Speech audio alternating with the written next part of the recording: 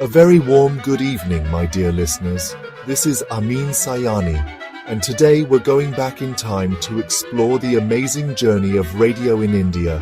This is All India Radio, a voice that everyone in India recognized. For many of us, just the sound of a radio brings back lots of memories. Remember waking up to Vividh Bharati's beautiful songs, or sitting around the radio with family, excited about a cricket game. Those late nights waiting for your favorite radio show. Today, as we celebrate World Radio Day, let's remember the big moments of Indian radio. From its start in 1923 to today's world of online music. As I always say, radio is a theatre in your mind. It can teach us, entertain us, and bring us together across different generations. So, dear listeners, relax and join me on this sound journey. And tell us your favorite radio memories in the comments below. #World Radio Day, #Radio Milestones, India.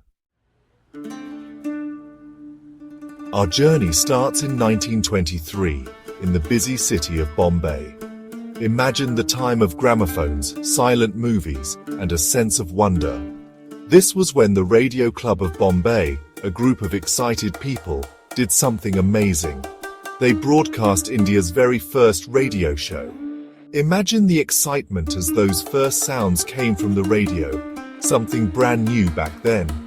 It was the start of something new for entertainment and communication in India. But at first, radio was expensive, only for a few lucky people. Most people couldn't afford it. But something big had started. The magic of radio, the power of voices traveling through the air, had caught India's attention. From those early shows of gramophone records and live music, radio in India was about to change, to become a big part of everyone's lives. Stay tuned as we move to 1936, a very important year for radio. It's 1936. The Indian State Broadcasting Service, or ISBS, gets a new name, All India Radio, or AIR. This was a big moment. AIR, now run by the government, became the official voice of India. Radio was no longer just for the rich, it was for everyone. From big cities to small villages, AIR was everywhere. Its job? To inform, to teach, and to entertain. News, educational shows, classical music, and of course our favorite movie songs reached millions of people. Radio's power to connect with everyone was clear. It brought people together, a source of information and fun for a nation ready for big changes. But AIR's story doesn't end here.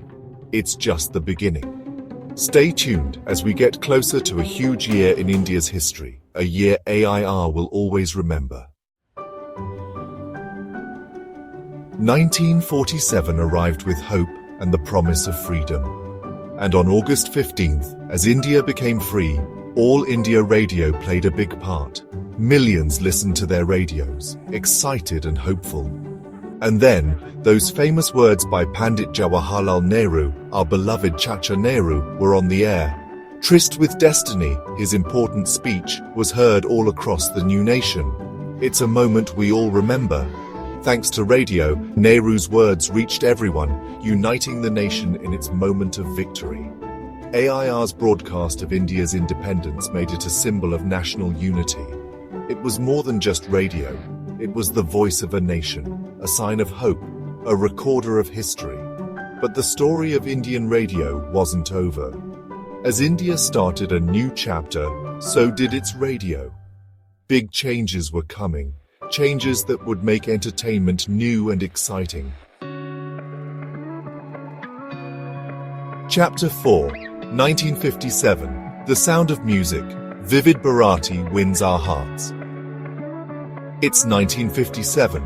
Radio Ceylon with its popular Bollywood songs was a big hit in India. But AIR had a plan, introducing Vividh Bharati. This new service was AIR's way to play more movie music. And my dear listeners, it was a huge success. From the fun songs of Binaka Geetmala, a show I was lucky to host, to beautiful movie melodies, Vividh Bharati was an instant favorite.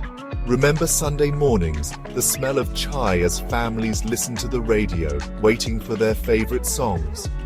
And who could forget Jaimala, the show for our brave soldiers, honoring them with heartfelt songs.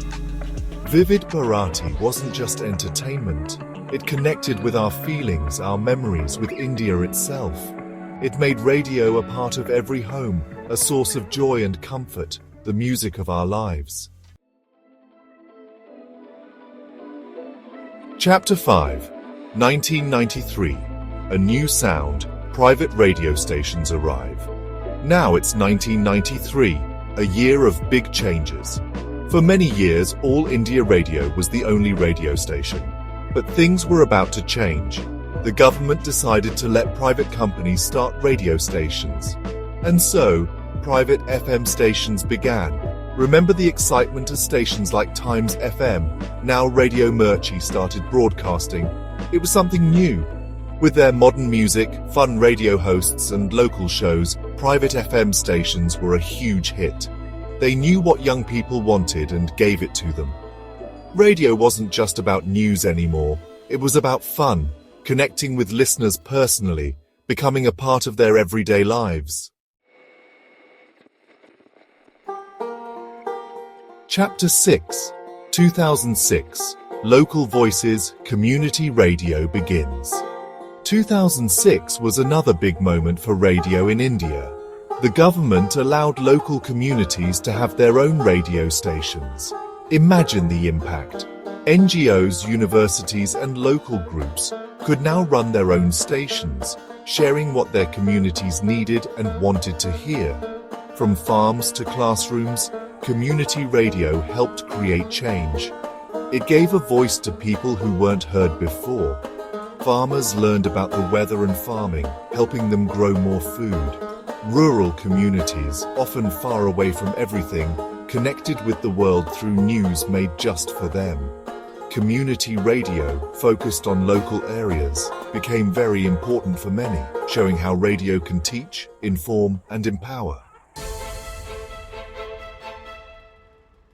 Chapter 7, the 2020s. Riding the digital wave, radio goes online.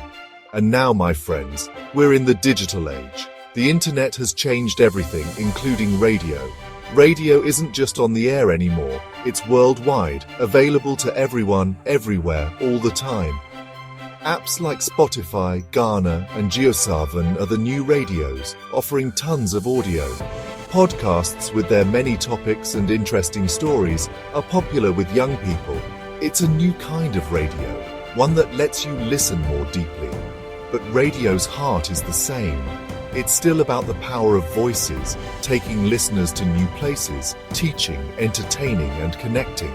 From those first broadcasts in 1923 to today, radio in India has come a long way. It's been a part of history, a friend in good times and bad, a reflection of our society. Outro: remembering the sounds, celebrating the voices we grew up with. As we finish this trip down memory lane, one thing is clear: radio is still here. It's been a lifeline in emergencies, a place for new artists, and a source of happy memories, connecting us through voices, stories, and songs. So, dear listeners, what does radio mean to you? Is it listening with your grandparents to their favorite shows? Or is it the friendly voice of a radio host who feels like a friend? Share your favorite radio memories in the comments below. This World Radio Day, let's celebrate the magic of radio, the voices that shaped us, and the memories we cherish.